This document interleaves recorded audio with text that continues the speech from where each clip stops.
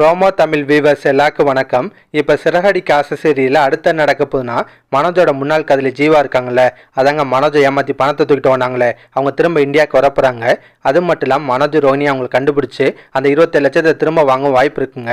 ஆமாங்க, என்ன நடந்துச்சுன்னா, மீனா அவங்க பூக்கடை போனதில் ரொம்ப வருத்தமாக இருக்காங்க. அதை சரி பண்ணுறதுக்காக முத்து ஒரு ஸ்கூட்டியை வாங்கிட்டு வந்து மீனாவுக்கு சர்ப்ரைஸ் கிஃப்டாக கொடுக்குறாரு. அது மட்டும் இல்லாமல் அந்த ஸ்கூட்டியை வச்சு மீனாவோட பிஸ்னஸை திரும்ப கண்டினியூ பண்ண வைக்கிறாரு. அதெல்லாம் பார்த்த விஜயாவுக்கு செம்ம கடுப்பாகும். ஆகா, அவங்க இந்த பூக்கடையை விட மாட்டாங்க போல, திரும்ப இவங்களா நம்ம தான் எல்லாரும் முன்னாடி அசிங்க பண்ணுமோ சொல்லி மனசுக்குள்ளே புலம்புறாங்க. அதுக்கப்புறம் வழக்கம் போல நெகட்டிவாக தான் பேசுவாங்க. இவ பூக்கடை வச்சு ஏற்கனவே வந்த பிரச்சனையெல்லாம் பத்தாதா, திரும்ப ஏன் இந்த தேவையில்லாத வேலையெல்லாம் பார்த்துட்டு இருக்கீங்க, இப்போ இவ பூக்கடை வைக்கலாம் யார் அழுதா, ஒழுங்கா வீட்டு வேலையை பார்த்துட்டு இருக்க வேண்டியது தானே சொல்றாங்க. அதெல்லாம் கேட்ட முத்து கடுப்பாது. பதிலுக்கு நல்லா விஜயாவோட மூக்க உடைக்கிற மாதிரி பேசுவாரு. கடைசியா முத்து வந்து மனோஜையும் ஒன்றலுக்கு வாய்ப்பு இருக்கு. ஆமாங்க, முத்து சொல்லலாம், இங்க பாருங்க, சும்மா எங்களுக்கு அட்வைஸ் பண்றதை விட்டு உங்க மூத்த பிள்ளைக்கு அட்வைஸ் பண்ணுங்க, அவன் தான் வேலை வெட்டிக்கே போவோம், வருஷ கணக்கில் வீட்டில் இருக்கான்னு சொல்லி கிண்டல் பண்ணுவாரு. அதுக்கப்புறம் நடக்குன்னா மனோஜ் வந்து நடந்த விஷயத்தெல்லாம் பார்த்து பொறாமப்படுறாரு. வயிற்றுச்சல ரோஹினிட்ட புலம்புறாரு. ஆமாங்க, மனோஜ் போய் ரோஹினிட்ட, என் தம்பிக்கு எல்லாருமே அடுத்தடுத்து முன்னேறி போயிட்டே இருக்காங்க, நான் தான் கிணத்துல போட்ட கல் மாதிரி அப்படியே இருக்கேன், எனக்கு எந்த நல்லதுமே நடக்க மாட்டேன்னு சொல்லி புலம்புறாரு.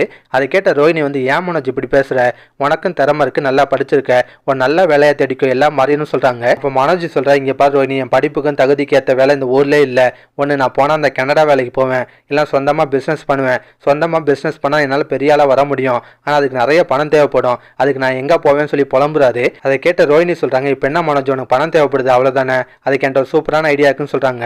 மனோஜ் என்ன ஐடியான்னு ரொம்ப அருமையாக கேட்பாரு. அப்போ ரோஹினி கேட்குறாங்க, சரி அங்கிள் கொடுத்த 27 லட்சம் என்னாச்சுன்னு கேட்குறாங்க. மனோஜ் நடந்த விஷயத்த சொல்றாரு. ஒரு பொண்ணு என்னை ஏமாற்றி அந்த பணத்தை தூக்கிட்டு ஓடிடுச்சுன்னு சொல்றாரு. இப்போ ரோஹினி ஜீவாவை பற்றி விசாரிக்கிறாங்க. யார் அந்த பொண்ணு, அந்த பொண்ணை பற்றி டீட்டெயில் சொல்லு, அவளோட ஃபோட்டோலாம் இருக்கான்னு கேட்பாங்க. மனோஜ் வந்து அந்த பொண்ணு பேர் ஜீவா, இது அந்த பொண்ணோட ஃபோட்டோன்னு சொல்லி காமிக்கிறாரு. கடைசியாக ரோஹினி சொல்றாங்க, இங்கே பாரு மனோஜ், உனக்கு பணம் கிடைக்க ஒரே வழி தான் இருக்கு, இந்த ஜீவாவை கண்டுபிடிக்கணும், அவளை மட்டும் கண்டுபிடிச்சிட்டா போதும், நீ ஏமாந்த பணத்தை திரும்ப வாங்கிடலாம், நீ ஆசைப்பட்டபடியே சொந்தமாக பிஸ்னஸ் ஆரம்பிக்கலாம்னு சொல்றாங்க. அதுக்கான முயற்சியில் மனோஜ் ரோஹினி இறங்குவாங்க. அதுக்கப்புறம் நடக்குதுன்னா, ஜீவா வந்து திரும்ப இந்தியா வராங்க. ஆமாங்க, முத்து தாங்க ஜீவா ஏர்போர்ட்லேருந்து பிக்கப் பண்ணுறாரு. அது மட்டும் இல்லாமல் ஜீவா முத்து காரில் வந்துட்டு இருக்கமோ முத்து விசாரிக்கிறாரு. மேடம் நீங்கள் எந்த நாட்டிலேருந்து வரீங்கன்னு கேட்குறாரு. ஜீவாவும் நான் கனடாலேருந்து வரேன்னு சொல்கிறாங்க.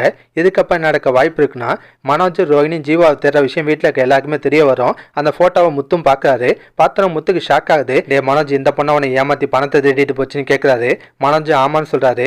கடைசியாக முத்து சொல்லுவார், டே மனோஜ், இந்த பொண்ணு இன்னைக்கு என் காரில் சவாரிக்கு வந்துச்சுடா, ஏர்போர்ட்லேருந்து நான் தான் பிக்கப் பண்ணேன், கனடாலேருந்து வந்திருக்கேன்னு சொன்னிச்சுன்னு சொல்கிறாரு. அதெல்லாம் கேட்ட ரோஹினி மனோஜ் 2 பேரும் சந்தோஷப்படுறாங்க. ஏன்னா ஜீவா திரும்ப இந்தியா வந்திருக்காங்க, இப்போ சென்னையில் தான் இருக்காங்க, அவங்களை கண்டுபிடிக்க இன்னும் ஈஸி, எப்படியாவது அவங்களை கண்டுபிடிச்சு அந்த பணத்தை திரும்பி வாங்கணும்னு நினைக்கிறாங்க. இதுக்கப்புறம் இவங்க எல்லாருமே ஜீவாவை கண்டுபிடிக்க பார்க்குறது, அவங்கள்ட்ட பணத்தை திரும்ப வாங்க முயற்சி பண்ணுறதா முக்கியமான கதைக்களமாக இருக்க போகுது. அதே மாதிரி ஜீவாவும் இவங்கள்ட்ட தப்பிக்கிறதுக்கு நிறைய முயற்சி எடுப்பாங்க. இதெல்லாம் பற்றி உங்கள் கருத்தை நான் மறக்காமல் கமெண்ட்டில் சொல்லுங்கள். இந்த வீடியோ பிடிச்சுன்னா ஒரு லைக்கை தட்டுங்க. நம்ம சேனல் ப்ரோமோ தமிழ் ரிவ்யூ இதுவரை சப்ஸ்கிரைப் பண்ணலாம், ப்ளீஸ் கை சப்ஸ்கிரைப் பண்ணிக்கோங்க. நான் உடனே சீல் அப்டேட் கொடுத்துட்டே இருக்கேன். Bye guys.